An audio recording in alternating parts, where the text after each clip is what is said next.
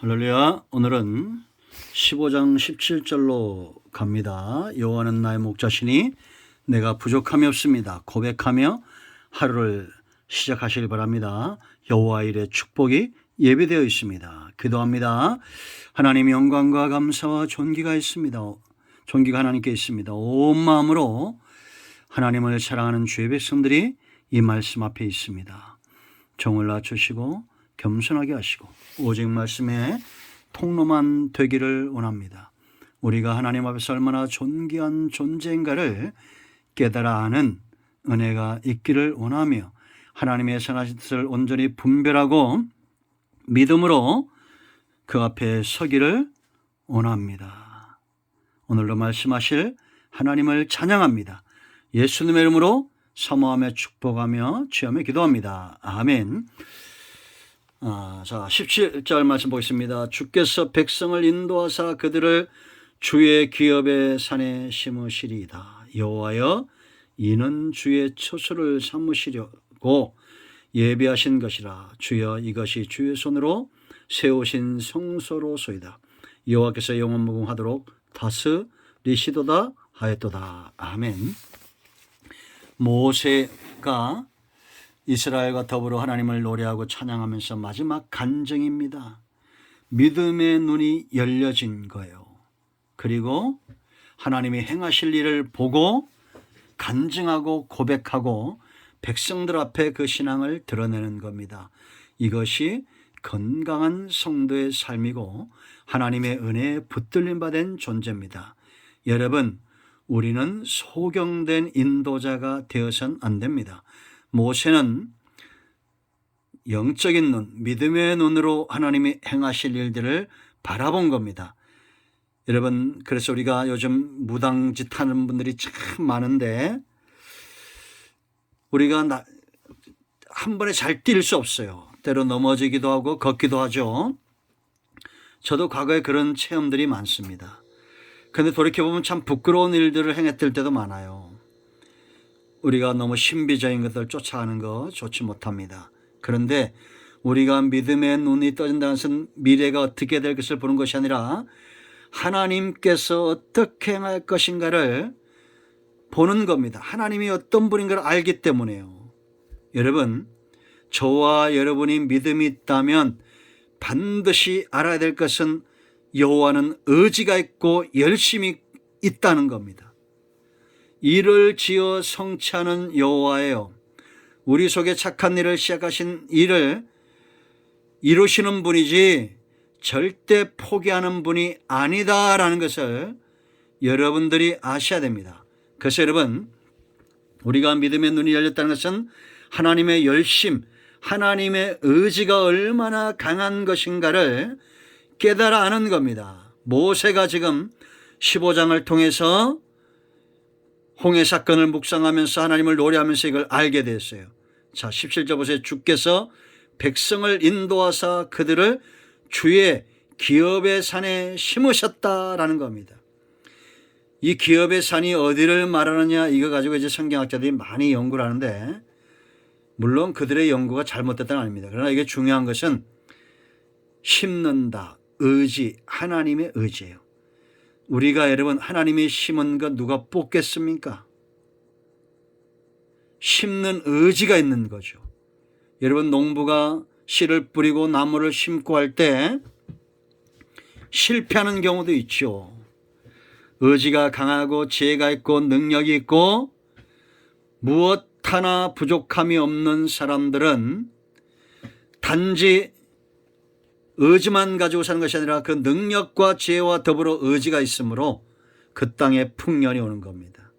하나님은 기업의 산에 심는다. 이것이 성경학자는 모리아 산이냐 아니면 가나안의 산들이 많기 때문에 그 산이냐 이렇게 하고 대부분 이제 가나안의 산들을 말한다 이렇게 말합니다. 그런데 기업이에요, 기업.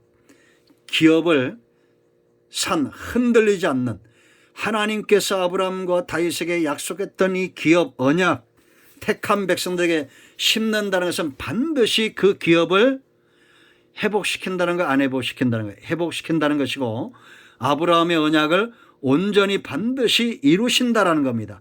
하나님이 말씀하신 바를 반드시 이루신다. 할렐루야. 그 다음에 보세요 여러분. 여호와여 이는 주의 처소를 삼으시려고.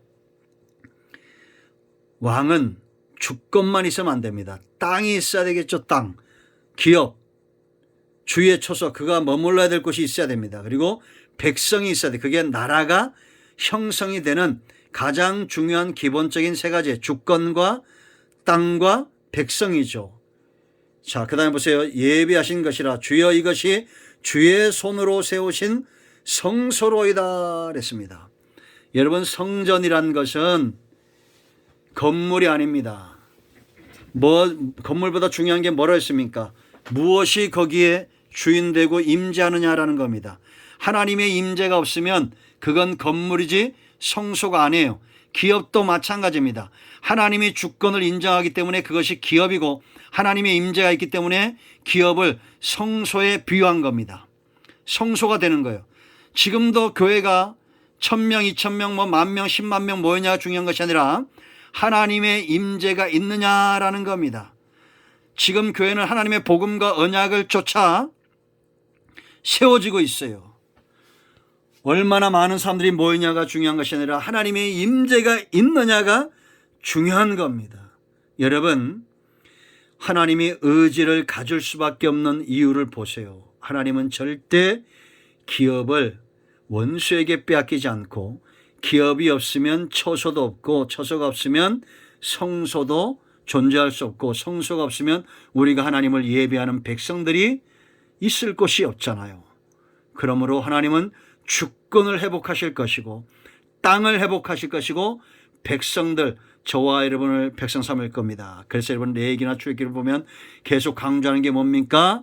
나는 너희를 애굽에서 이끌은 너희 하나님이다. 너희는 나의 백성이 될 것이다 라는 겁니다. 이것은 지금도 똑같습니다. 하나님은 우리의 하나님이 되실 것이고 우리는 하나님의 백성이 될 것이고 우리가 있는 곳은 하나님의 처소, 하나님의 기업, 하나님의 성소가 될 것이다 라는 겁니다. 모세가 이것을 깨닫고 여호와께서 영원무궁하도록 다스리시도다, 통치를 이야기하는 겁니다. 이것이 성도의 가치고 성도가 누릴 수 있는 가장 큰 축복입니다.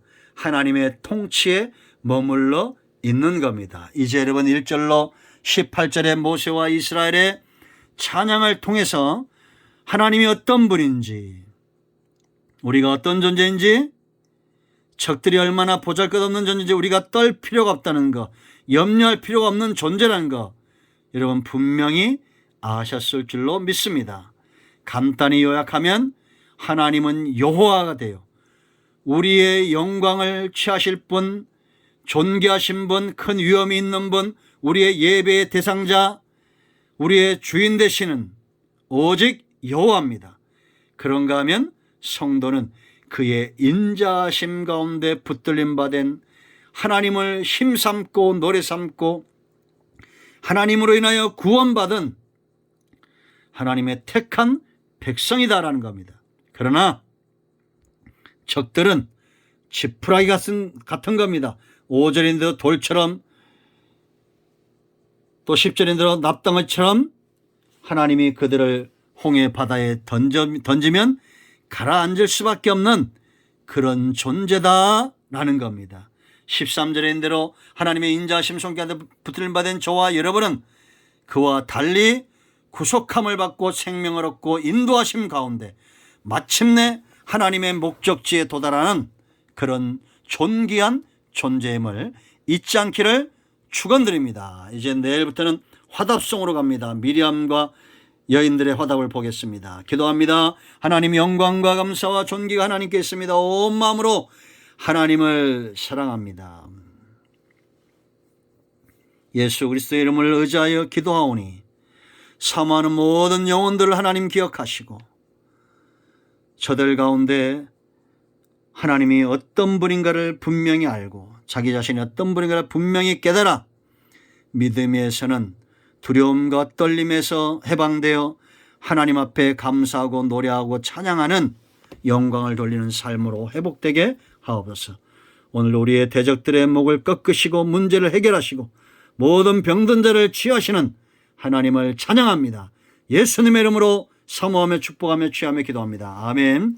이런 모든 응답되었습니다. 아멘. 할렐루야.